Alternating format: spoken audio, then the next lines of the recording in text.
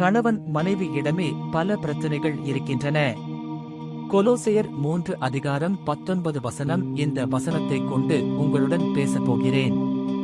கொலோசையர் 3:19. புருஷர்களே, உங்கள் மனைவிகளில் அன்பு கூறுங்கள், கசந்து கொள்ளாதிருங்கள். ஆமென்.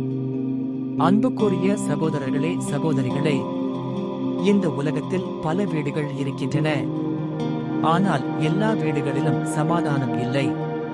பணக்குறை, பிரச்சனை, வேலை அழுத்தம் என அன்பு குறைவதால் பல குடும்பங்கள் உடைந்து விடுகின்றன.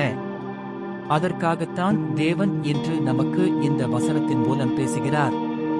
கணவர்களே, உங்கள் மனைவிகளை நேசியுங்கள். இது ஒரு ஆலோசனை அல்ல, தேவனுடைய கட்டளை.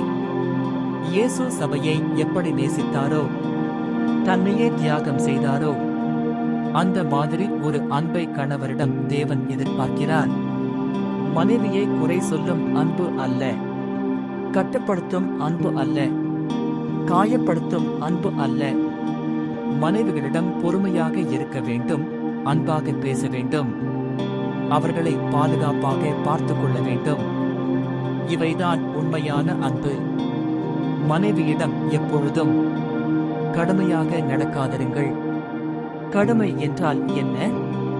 கடினமான வார்த்தைகள், அவமதிப்பு, அலட்சியம், கோபம், மௌனமாக தண்டிப்பது, இவையெல்லாம் தேவன் விரும்பாத செயல்கள். ஒரு பெண்ணின் மனதை காயப்படுத்தினால் அந்த வீட்டின் சமாதானமே உடைந்து போகும். வேதாகமத்தில் கூறப்படும் மல்கியா 2:16 சொல்லுவது, தேவன் விவாகரத்தை வெறுக்கிறார் என்று சொல்லுகிறார். ஏன் தெரியுமா? அது மனித இதயங்களை உடைக்கிறது. தேவன் விரும்பும் குடும்பம் எப்படி இருக்க வேண்டும் உனக்கு தெரியுமா?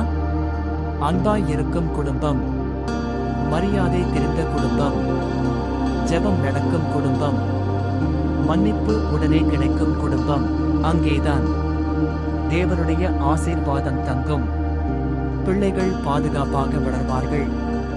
சாத்தான் இடம்பெற முடியாது. அன்புக்குரியவர்களே, ஒரு குடும்பத்தை கட்டுவது பணத்தால் அல்ல, அன்பால். கொலோசையர் 3:19 வசனமாக மட்டும் வாசிக்காமல் வாழ்க்கையாக வாழுவோம்.